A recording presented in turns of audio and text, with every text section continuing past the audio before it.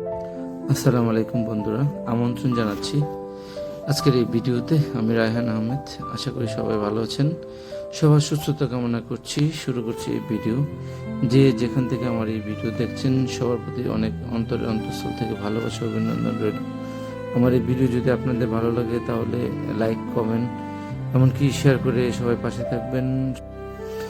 ময়মনসিংহ ঢাকা রেলপথের যাত্রী কিংবা এই লাইনের নিয়মিত যারা খবর রাখেন, এমন সবার জন্যই কামরূপ রেলওয়ে স্টেশন এবং এর আশেপাশের অংশটুকু এক মারাত্মক যন্ত্রণার এই জায়গাটুকু। আমাদের এই রেল লাইন পথটা শ্রীপুর ও গফরগাঁওয়ের মাঝামাঝি অবস্থিত। এই এলাকাটিতে বিভিন্ন কারণে যাত্রীদের চরম ভোগান্তির পোহাতে হয়।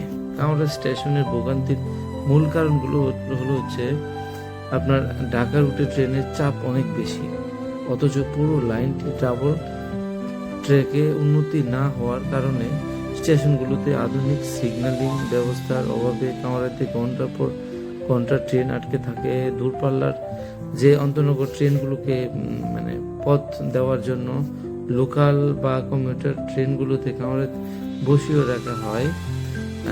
এতে শিক্ষার্থী এবং জরুরি কাজে নিয়োজিত মানুষের শিডিউল পুরোপুরি বিপর্যয় ঘটে আমার মনে হয়। অনেকের ধারণা কি হয় জানি না, এই লাইন জড়ান্বিত অবস্থা এবং ইঞ্জিনের যান্ত্রিক ত্রুটির কারণে কামরূপ বা মশাখালী সংলগ্ন স্থানে ট্রেন বিকল হয়ে পড়ে।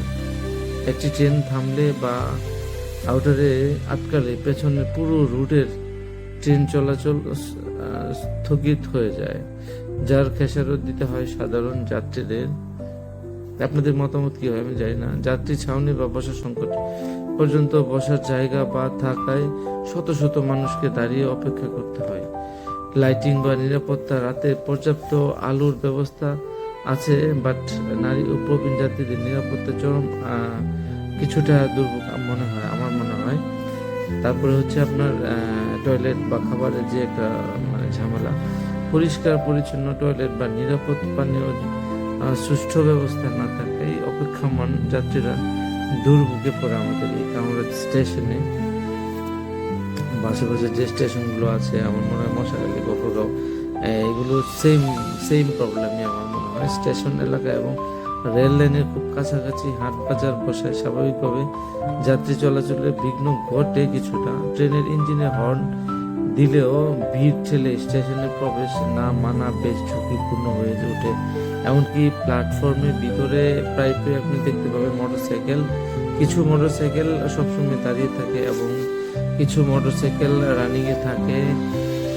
এগুলো আসলে আমরা যদি নিজেরা কিছুটা পরিবর্তন না এনে দিই তাহলে তো এরকম ঝুট ঝামেলা লেগেই থাকবে। তবে এই মোটরসাইকেলটা এখানে প্ল্যাটফর্মের ভিতরে আমার মনে হয় যে আনাটা একদম এটা হচ্ছে বাজে কাজ যারা করে। এই কাজগুলো ভালো না। এটা আমাদের সবার যদি রুখে না দাঁড়াতে হয় বা এটার সমস্যার সমাধান আমরা না করি তাহলে এরকম ঝামেলা লেগেই থাকবে। আর পরিষ্কার পরিচ্ছন্ন যে বিষয়গুলো হচ্ছে, একটা জায়গায় ময়লা ফেলে তাহলে প্ল্যাটফর্মটা খুব সুন্দরভাবে পরিষ্কার রাখলে আমাদের মনে খুব ভালো হবে। পাশের দোকানগুলো যেটা দেখলাম এটা হচ্ছে আপনাদের দেখেন খুব বোঝানো, খুব সুন্দর পরিবেশ। সবগুলো দোকানে সুন্দর, অনেকগুলো স্টলের মতো, বিশেষ করে মেলাতে বা বিভিন্ন জায়গায় স্টলগুলো যে বসে এরকমই অনেকটা দেখতে। তবে প্ল্যাটফর্মের ভিতরে যাত্রী যারা আছে তারা তো অবশ্যই বিষয়গুলো মেনটেন করতে হবে। যে বিষয়টি যে ময়লা যেখানে ইচ্ছা সেখানে ফেলে দেয়, এটার ব্যাপারে যদি আমার মনে হয় যে কিছু কিছু সময় ট্রেন চলাকালীন সময় দু একবার যদি হ্যান্ডি মাইকিং আছে, এগুলো দিয়ে যদি মাইকিং করে দেওয়া হয় যে আপনারা যেখানে সেখানে ময়লা ফেলবেন না, তাহলে আমার মনে হয় ময়লা ফেলবেন না। জমজম মিষ্টি, এটা কারো যদি কোথাও বেড়াতে যায় মিষ্টির প্রয়োজন হয়, স্টেশনের পিছনে যে আমি ভিডিওটা করলাম দেখলাম, এটা এখান থেকে মিষ্টি নিতে পারেন।